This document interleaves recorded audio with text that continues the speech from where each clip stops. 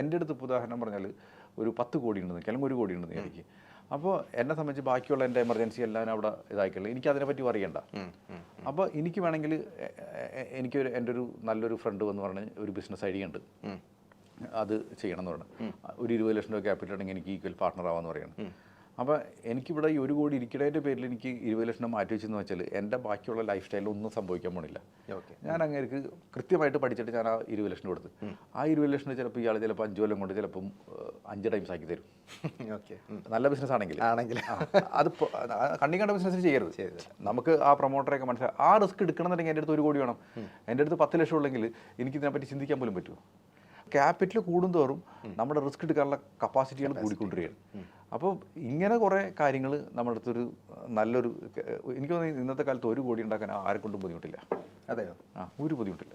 ഞാൻ പറഞ്ഞ ഇതും കേട്ടിട്ട് സ്കാം ആയിട്ടൊന്നും തന്നെ എടുക്കല്ലേ പണ്ടല്ല. അതല്ല, ഇപ്പൊ നിഖിൽ സാർ വരുന്നത് കാത്തിരിക്കുന്ന കുറെ ആൾക്കാരാണ് നമ്മുടെ ഈ ക്യാമറ ക്രൂ മെമ്പേഴ്സ് ഒക്കെ. കാര്യം അവരും കുറച്ച് ഇതിൽ നിന്നുള്ള ടിപ്സ് എല്ലാം കേട്ടിട്ട് അവരുടെ പേഴ്സണൽ ബഡ്ജറ്റിംഗ് ഒക്കെ ഒന്ന് മാറ്റണമെന്ന് വിചാരിച്ചിരിക്കുന്ന ആൾക്കാർ. ഈ ക്യാമറക്കാരോട് എല്ലാവരോടും പറയുന്നത്, എന്നെ ക്യാമറക്കാരൊക്കെ എന്നെ നിങ്ങളുടെ അസോസിയേഷൻകാരൊക്കെ എന്നെ വിളിച്ചിട്ട് സംസാരിച്ചിട്ടുണ്ട്. പക്ഷേ ഞാൻ അവരോട് എല്ലാവരോടും പറഞ്ഞു, എൻ്റെ ഒരു ക്ലയൻ്റ് ഉണ്ട്, പണ്ടേ തുടങ്ങിയിട്ട് നമ്മുടെ വീഡിയോ കണ്ടിട്ട് വന്നിട്ടൊരു ക്ലയൻ്റാണ്. അപ്പോൾ പുള്ളി നമ്മൾ പറഞ്ഞ എല്ലാവരും ഡൈഹാർഡായിട്ട് ഫോളോ ചെയ്യുന്ന ഒരാൾ മനുഷ്യനാണ്. അങ്ങേരുടെ അടുത്ത് മിനിമം നെറ്റ് വർത്ത് ഈ പറഞ്ഞ പൈസയൊക്കെ ഉണ്ടാവും. ഇപ്പം ചെയ്തിട്ട് എല്ലാവരും ഈ പറഞ്ഞ സൈപ്പിൽ കൂടെ ചെയ്തിട്ട് മാത്രം പുള്ളി എത്തിയേക്കണത്. പുള്ളിക്ക് പാസീവ് ആയിട്ട് 10-25,000 രൂപ കിട്ടുന്നുണ്ട് ഈ പറഞ്ഞ കാര്യം. ഇതെല്ലാവരും ഈ ഒറ്റയടിക്കുണ്ടാക്കിയിട്ടുള്ള മനുഷ്യനല്ല കേട്ടോ, കഷ്ടപ്പെട്ടുണ്ടാക്കിയിട്ടുള്ള ആളാണ്. എന്നാലും പ്രോബബ്ലി ഓരോരുത്തരുടെ കപ്പാസിറ്റി പോലെ ആയിരിക്കില്ല എത്ര ഇയേഴ്സ് അല്ലെങ്കിൽ എത്ര ടേം കൊണ്ട് നമുക്ക് അത് അച്ചീവ് ചെയ്യാൻ പറ്റില്ല. വളരെ സിമ്പിൾ. നിങ്ങൾക്ക് മാസം എത്ര രൂപ മാറ്റി വയ്ക്കാൻ പറ്റും? 15,000 രൂപ മാറ്റി വയ്ക്കാൻ പറ്റും. ഈ സാധനം എല്ലാ മാസവും എല്ലാ വർഷവും നിങ്ങൾക്ക് അതിലൊരു 10% റേസ് ചെയ്യാൻ പറ്റും. ഈ പറഞ്ഞ 1 കോടി തൊട്ട് 15 കൊല്ലത്തിനുണ്ടാവും. അത്രേ ഉള്ളൂ ചെയ്യണമെങ്കിൽ. കൺസിസ്റ്റൻ്റ് ആയിട്ട് ആ പ്രോസസ്സ് ചെയ്യണം. കൺസിസ്റ്റൻ്റ് ആയിട്ട്. ഇപ്പം നമ്മൾ വളരെ സിമ്പിളായിട്ട് പറഞ്ഞു കഴിഞ്ഞാൽ നമ്മൾ പറയില്ലേ, ഇതെല്ലാം 8ാം ക്ലാസ്സിൽ മാത്സ് ആണ്ടാ പറയണത്, ഇതിന് വലിയ ദൂരമൊന്നും വേണ്ട. ഈ പറഞ്ഞ സാധനത്തിന് നമുക്ക് 100 രൂപ ഉണ്ടെങ്കിൽ എല്ലാ ദിവസവും അതിലേക്ക് 1% 1 രൂപ ഞാൻ ആഡ് ചെയ്യാന്ന് പറഞ്ഞത്.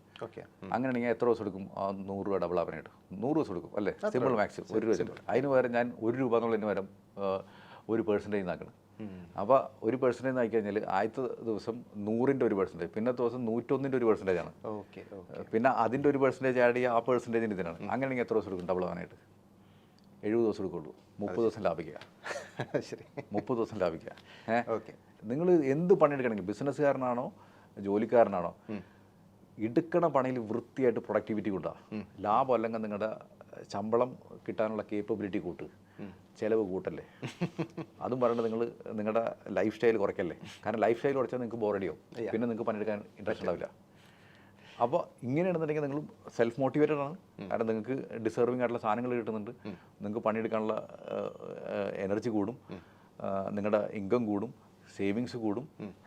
നിങ്ങൾ കൃത്യമായിട്ട് ഇൻവെസ്റ്റ് ചെയ്യുക. പിന്നെ ഇതിനൊന്നും ഷോർട്ട് കട്ടൊന്നുമില്ല. ഇപ്പോൾ ഇന്ന് കാലത്ത് ഞാൻ മോനായിട്ട് സൈക്കിളിന് പോയ ടൈമിൽ ഞാൻ പറഞ്ഞു വരുമ്പോൾ കുറേ കയറി പറയും കേട്ടോ. എന്നാലും എനിക്ക് തോന്നുന്നത് ഇത് പറയാവുന്ന ഒരു സാധനമാണ്. കാരണം വെച്ചാൽ ഒരു പയ്യൻ ഏതാണ്ട് 20-22 വയസ്സുള്ള പയ്യൻ ലോട്ടറി എടുക്കണം. അപ്പോൾ ഞാനും മോനും കൂടി സൈക്കിളിന് പോകുന്ന ടൈമിൽ ഞങ്ങളിങ്ങനെ അന്ന് പതുക്കെ നിർത്തിയിട്ട് ഇവനോട് സംസാരിച്ച്, ലോട്ടറി എടുത്തില്ല ഞാൻ ചിരിച്ച് സംസാരിച്ചു. അപ്പോൾ ലോട്ടറി ഞാൻ എടുക്കാറുണ്ട്, സ്ഥിരം എടുക്കാറെന്ന് പറയും. അപ്പോൾ ഞാൻ ചിന്തിനി ലോട്ടറി എടുക്കുന്നത്, ഞാനൊരു എനിക്കറിയണ ഒരു റെസ്റ്റോറൻറ്റിലെ വെയിറ്ററാണ്. അപ്പോൾ പുള്ളിക്ക് പറഞ്ഞു, ഒന്നും ശമ്പളമില്ല അണ്ണ, തമിഴാണ്, ശമ്പളമൊന്നും ഇല്ല അണ്ണ, അപ്പോൾ എനിക്ക് ഈ ലോട്ടറി അടിച്ചിട്ട് വേണം എനിക്ക് രക്ഷപ്പെടാമെന്ന് പറഞ്ഞിട്ട് പറയണം. അപ്പോൾ ശരിക്കും പറഞ്ഞാൽ ഇയാൾ എനിക്ക് കേട്ടിട്ട് പോകുന്നതിന് ചിലപ്പോൾ ഒരു 22-23 വയസ്സുള്ളൂ. അപ്പോൾ ഏകദേശം പുള്ളി 1 വർഷമായിട്ട് ലോട്ടറി എടുത്തുകൊണ്ടിരിക്കുന്ന ആളാന്ന് പറഞ്ഞു. 30 രൂപ വെച്ചിട്ട് എല്ലാ ദിവസവും തീർക്കണ്ടാവും. 40 രൂപ, ഈ 40 രൂപ എന്ന് പറഞ്ഞാൽ ഒരു മാസം 40 രൂപ, 40 × 30 എത്രയാണ് നോക്കിയേ, ഏകദേശം 1,200 രൂപയില്ലേ. ഈ 1,200 രൂപയ്ക്ക് SIP ചെയ്താൽ പോരെ? 10 ലക്ഷം ആകുമ്പോൾ വല്ല ബുദ്ധിമുട്ടുണ്ടോ? ഇയാൾക്ക് 10 ലക്ഷം ആയി കഴിഞ്ഞ് കഴിഞ്ഞാൽ ഇയാൾക്കുള്ള ധൈര്യം ആലോചിച്ച് നോക്കി. കറക്റ്റ്. ഈ പറഞ്ഞ നിങ്ങൾക്ക് ഭാഗ്യം കൊണ്ട് മില്യനാറാണോ അധ്വാനിച്ചിട്ട് മില്യനാറാണോ? ഇത്രേ ഉള്ളൂ സിമ്പിൾ. ഈ ചോദ്യം പറഞ്ഞതിൽ. പിന്നെ ഈ പറഞ്ഞ ഇത്തരം ടിപ്സും കാര്യങ്ങളൊക്കെ എനിക്ക് തോന്നുന്നു അങ്ങയുടെ ഒരു ലൈഫിൻ്റെ ഒരു അനുഭവത്തിലൂടെ കൂടെ പറയുന്നതാവാം. ഞാൻ കേട്ടിട്ടുണ്ട്.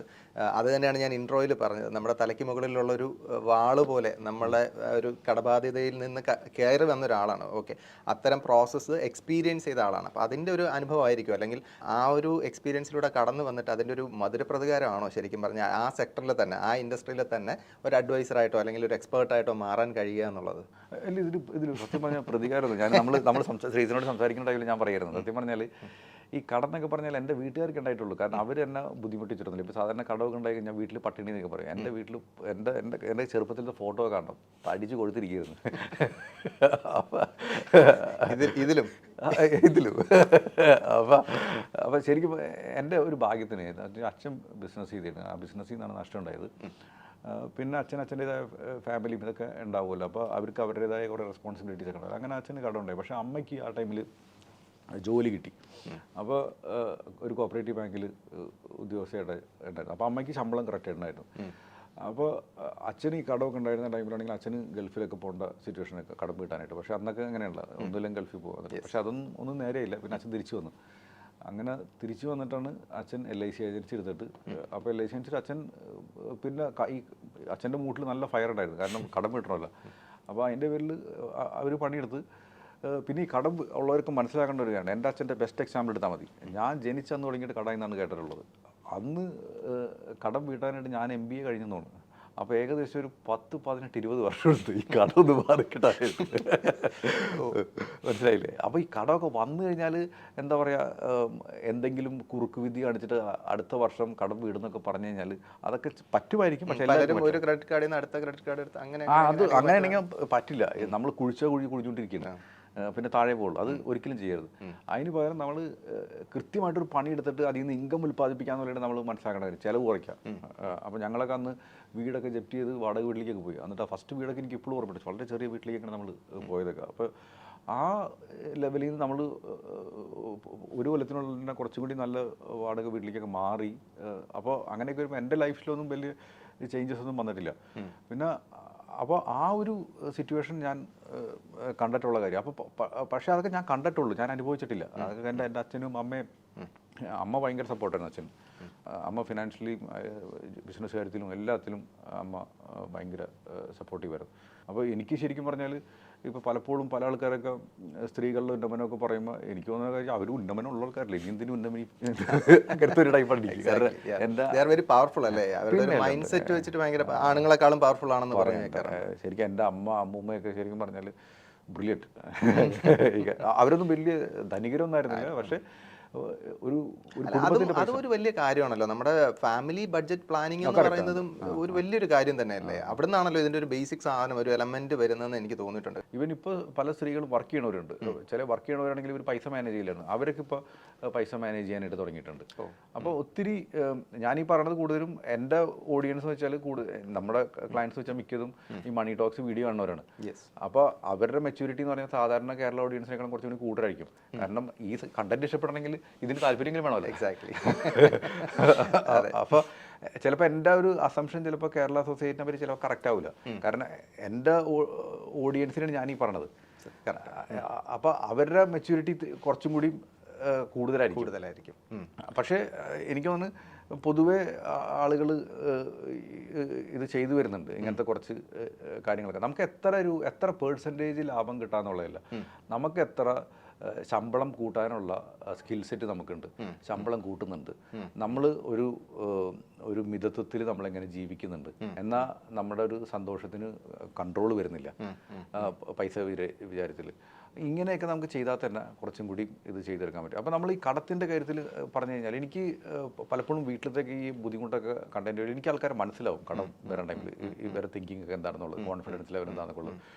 അപ്പോൾ പണ്ടൊക്കെ ഞാൻ നേരിട്ട് തന്നെ വർത്തമാനം പറഞ്ഞിട്ട് കുറേ ചെയ്യാൻ നോക്കാം. ഇപ്പം എനിക്ക് സമയം അധികം കിട്ടാറില്ല. അതിൻ്റെ പേരിൽ തന്നെ ഞാൻ കുറേയൊക്കെ ഞാനിങ്ങനെ ഒരു കോഴ്സൊക്കെ ഉണ്ടാക്കിയിട്ടുണ്ട് ആൾക്കാർക്ക് ഇങ്ങനെ. അത് വളരെ സിമ്പിളായിട്ടുള്ള ഒരു എനിക്കെന്താണ് പറയാനുള്ളത് ഞാൻ ആ കോഴ്സിൽ ഒരു മണിക്കൂറിൽ ഞാൻ പറഞ്ഞിട്ടുണ്ട്. അതെവിടെയാണ് മൊബൈൽ ആപ്പ്? ആ മൊബൈൽ ആപ്പ് ഉണ്ട്, ഒരു മണി ടോക്സ് പറഞ്ഞൊരു ആപ്പ് ഉണ്ട്. അതായത് നമ്മുടെ യൂട്യൂബ് ചാനലിന്റെ അതേ സെയിം പേരിൽ തന്നെയാണോ മണി ടോക്സ് പറഞ്ഞൊരു ആപ്പ് ഉണ്ട്. അപ്പോൾ അതിൽ പോയിട്ട് ചെറിയൊരു ഇതൊന്നും ഞാൻ ഈ കോഴ്സ് ചെയ്യാൻ വേണ്ടി പറഞ്ഞൊന്നുമല്ല കേട്ടോ. ഇതിൽ വേറെ ഒന്നുമല്ല, ഞാൻ പറയാനുള്ള കാര്യം ഇതിൽ പറഞ്ഞു വെച്ചിട്ടുണ്ട്.